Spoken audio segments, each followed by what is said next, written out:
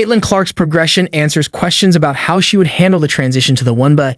Indianapolis, Caitlin Clark entered the WNBA amid a myriad of questions about how she would handle the transition to pro basketball. 3 months into her professional career, the answer seems clear, better than expected. It may have taken a little longer than Clark or the Indiana Fever would have liked, but she is having a record-setting rookie season and crafting a new image along the way. The No. 1 draft pick entered the league out of Iowa, known for her record-breaking cost scoring, and particularly those long three-pointers. Now she has assists records. I've always been able to see something happen before it happens, Clark said recently after the Fever defeated Phoenix and completed their first season sweep of any team since 2020. I think Kelsey Mitchell can tell now when I want her to go back door, when I want her to cut off the ball or anything like that. It's that chemistry you get when you're used to playing with one another. It's taken time, but I think we're really starting to get it down. Anyone who has watched, and yes, millions of fans are continuing to tune in, can see the difference. After stumbling out of the gate, the Fever opened this season with 9 games in 16 days, losing 8 of them with Clark scrambling to learn the playbook and how to fit in. Her turnovers outnumbered her assists, and there were more questions than answers as frustration appeared to creep into the mix. Since then, Indiana has rebounded by going 12-7, solidifying its playoff position, and all the angst has been replaced by smiles and high fives. It's not by happenstance.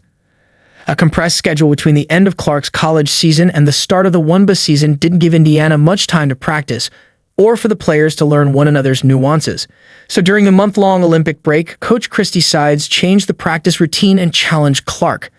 There were a lot of times during drills where they were running certain offenses and I would tell Clark, and only her, so she would have to tell the players what we're running or where to go, Sides said. I would throw some things out there, some sets we hadn't run, so she had to think it through and put people in the right position. Clark has responded, and her teammates seem to be taking the cue too. In their first 2 games since the break, Indiana looked impressive in wins against Phoenix and Seattle. The Fever outscored the Storm 33-17 over the final 10 minutes. Mitchell is 11 of 21 on threes and has 55 points since the restart, while Lexi Hull had a season-high 22 points and went 6 of 7 on threes in her last game.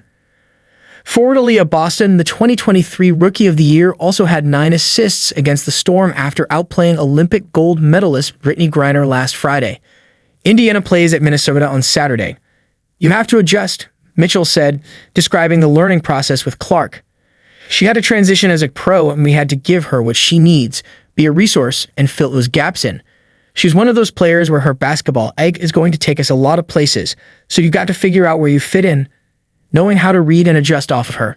Since Clark's dubious record-setting 10-turnover debut, her assist-to-turnover ratio has jumped from 1.23 to 1 in May and June to 2.19 to 1 in 8 games since July 1.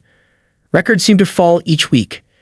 She broke the WNBA's single-season rookie mark for assists Sunday, reaching 232 and ending Tika Penicaro's 26-year run as the record holder. In her final game before the break, Clark broke the league's single-game record with 19 assists, capping a run of 6 double-digit assist games in a 7-game span. If Clark continues to average 8.3 assists per game, she could shatter Alyssa Thomas' single-season record of 316 set last season. She needs 8 threes to break Ryan Howard's rookie record of 85 set in 2022, and with 22 threes over the final 12 games, she would be the 7th WNBA player with 100 in a season. In addition to the assists, Clark is the league's highest-scoring rookie at 17.8 points a game. Her performance hasn't quelled the social media controversies, the banter over how she's treated by opponents or whether she should have made the Olympic team. And she continues to be a huge fan favorite. The Fever lead the league in both home attendance, 16,956, and road attendance, 15,306. The game Friday night on ION drew 1.21 million. Nearly 3 times as many viewers as the Connecticut-Dallas game on the same network that night. The Fever game Sunday on ABC drew 2.23 million viewers, a sharp uptick from 2 games in a rare series broadcast on Saturday. New York-Las Vegas attracted 874,000 viewers, while Minnesota-Washington had 577,000. Only Washington and Dallas have fewer wins than Indiana, 13-15, of the teams televised last weekend. What's scary for opponents, Clark and her teammates are still getting to know each other. But as she fuels Indiana's playoff push, her growth and versatility makes playing together much easier. I think it's just been developing the chemistry with my teammates where they can see it and be on the same page, Clark said of the turnaround. Now you see people cutting in fast breaks or Kelsey making a backdoor cut. It's having that chemistry that's unspoken, like I'm not telling them to do that, but they can just kind of read my eyes and understand.